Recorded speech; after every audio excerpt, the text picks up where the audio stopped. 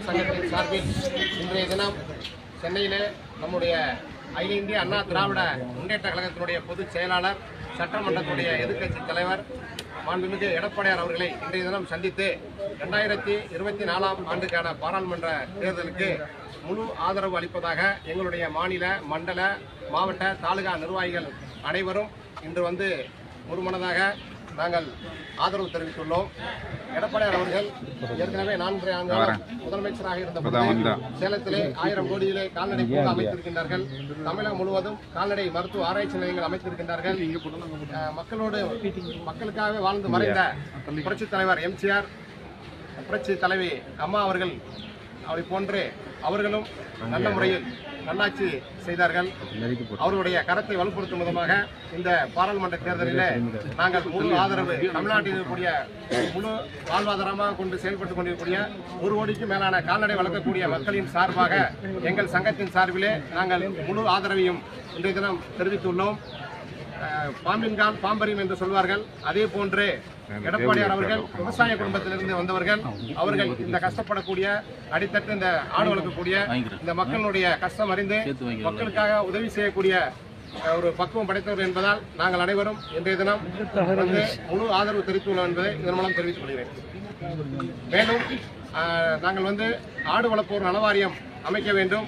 மேலும் வனத்துறையில் கால்நடைகள் மேய்வதற்கு பழைய மேய்ச்சல் முறையில் பாஸ் வழங்க வேண்டும். ஆடு திருடை நிறைய கால்நடைகள் திருடு அதிகமாகிக் கொண்டிருப்பதால் இந்த கொரோனா காலத்துக்கு பிறகு அதிகமான கால்நடைகள் திருடு போய் கொண்டிருப்பதால் அதை தடுப்பதற்கு மாவட்ட காவல்துறை கண்காணிப்பாளர் தலைமையிலே மாவட்ட அளவில் தனிப்பிரிவு துவக்கி இந்த ஆடு திருடர்களை ஒடுக்க வேண்டும். மேலும் இந்த ராமநாதபுரம், சிவகங்கை போன்ற தென் மாவட்டங்களிலிருந்து மேய்ச்சலுக்காக இடம்பெயர்ந்து செல்லக்கூடிய இந்த கால்நடை ஆடு வளர்க்கக்கூடிய மக்கள் எல்லாம் பெருமளவில் துன்பப்பட்டுக் கொண்டிருக்கின்றார்கள். அவர்களுக்கு பாதுகாப்பு அளிக்கும் விதமாக சட்டமன்றத்திலே சட்டம் இயற்ற வேண்டும் போன்ற கோரிக்கைகளோடு நாங்கள் எதிர்க்கட்சி தலைவர் எடப்பாடி அவர்களிடத்திலே இன்றைய தினம் கோரிக்கை மனுவும் அளித்துள்ளோம். அவர்கள் கண்டிப்பாக நான் சட்டமன்றத்தில் குரல் கொடுப்பேன். வருகின்ற காலகட்டத்தில் நான் கண்டிப்பாக அனைத்தையும் நிறைவேற்றி தருவேன் என்று எங்களுடைய இந்த கால்நடை வளர்க்கக்கூடிய மக்கள் முன்னிலையில் அனைவரும் முன்னிலையிலே உறுதியளித்துள்ளார்கள். ஓகே, நாங்கள் திமுக அரசு அமைந்ததிலிருந்து நான் வந்து 2021 தொடர்ந்து 3 ஆண்டுகளாக நான் வந்து அனைத்து அதிகாரிகளை 3 வருஷம் ஆளுங்கட்சியிலேருந்து நாங்கள் வந்து நிறைய மனு கொடுத்துருக்கோம். ஆனால் எந்தவித நடவடிக்கையும் எடுக்கவில்லை. இது எந்த விதமான ஒரு இதுவும் இல்லை. அதனால் எங்களுக்கு கால்நடை வளர்க்கக்கூடியதுக்கு நம்முடைய எடப்பாடி அவர்கள் கண்டிப்பாக உறுதுணையாக இருப்பார்கள் அப்படிங்கிற நம்பிக்கையோடு இந்த கோரிக்கை மனுவை கொடுத்துட்டு நாங்கள் இன்றைய தினம் முழு ஆதரவையும் இந்த 2024 பாராளுமன்ற தேர்தலுக்கு தமிழ்நாட்டில் உள்ள அனைத்து ஆடு மாடு வளர்க்கக்கூடிய மக்கள் கால்நடை வளர்க்கக்கூடிய மக்கள் சார்பாக நாங்கள் வந்து இந்த தினம் தமிழ்நாட்டில் வந்து பார்த்தீங்கன்னா 1 கோடிக்கும் மேற்பட்ட மக்கள் முழு இந்த கால்நடை ஆடு மாடு வளர்க்கக்கூடிய தொழிலை தான் நம்பியிருக்காங்க.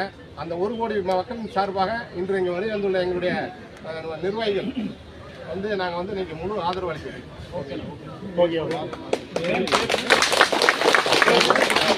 வழக்கறிஞர் சத்யம் சி சரவணன், நிறுவனர், மாநில பொதுச் செயலாளர், தமிழ்நாடு கால்நடை வளர்ப்போர் பாதுகாப்பு சங்கம்.